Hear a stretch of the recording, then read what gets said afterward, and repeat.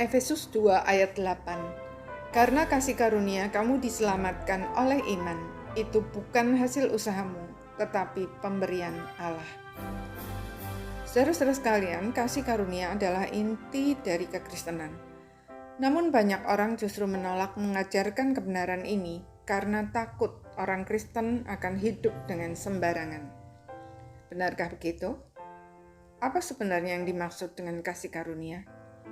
Kasih karunia adalah anugerah yang diberikan secara gratis tanpa syarat apapun, tidak menuntut dan bersifat kekal kepada orang yang tidak layak menerimanya. Ketika saya masih kecil, ada sebuah cerita yang saya sangat sukai berjudul Pondok Paman Tom.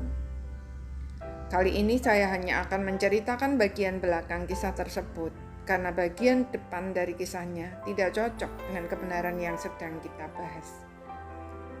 Seorang budak bernama Tom dibeli oleh seorang tuan yang sangat jahat dan kejam. Tom diperlakukan dengan sewenang-wenang sehingga dia sangat menderita. Puji Tuhan, ada seorang yang sangat baik mau membelinya walau dengan harga tinggi. Tuannya yang baru itu berkata, "Tom, aku membelimu bukan untuk menjadi hambaku, melainkan supaya kamu menjadi orang bebas. Sekarang kamu boleh pergi kemanapun kamu mau." Itulah kasih karunia. Kalau saudara jadi Tom, kira-kira apa yang saudara lakukan setelah mendapat kasih karunia itu? Tom menjawab, "Tidak Tuan, Tuan terlalu baik padaku. Karena itu aku mau mengabdi kepada Tuan seumur hidupku." Sejak itu sampai akhir hidupnya, Tom menyerahkan seluruh hidupnya kepada tuannya itu. Dia berusaha hidup sebaik mungkin dan bekerja sekuat tenaga untuk menyenangkan hatinya, lebih dari yang diharapkan. Bahkan ia rela mati untuk tuannya itu, karena dia sadar bahwa tuannya telah berkasih karunia kepadanya. Saudara-saudara sekalian, kita semua dilahirkan sebagai orang berdosa. Kita adalah hamba dosa. Dosa membelenggu dan menindas kita tanpa belas kasihan. Walaupun kita tahu bahwa dengan melakukannya, hidup kita akan hancur.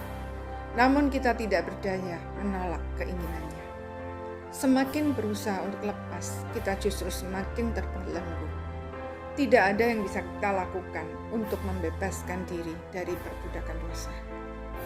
Puji Tuhan, untuk menyelamatkan kita, Tuhan Yesus rela datang ke dunia dan membayar lunas harga penebusan kita yang sangat mahal, seharga darahnya sendiri. Melalui pengorbanannya di atas kayu salib, dia memerdekakan kita dari perbudakan dosa. Itulah kasih karunia.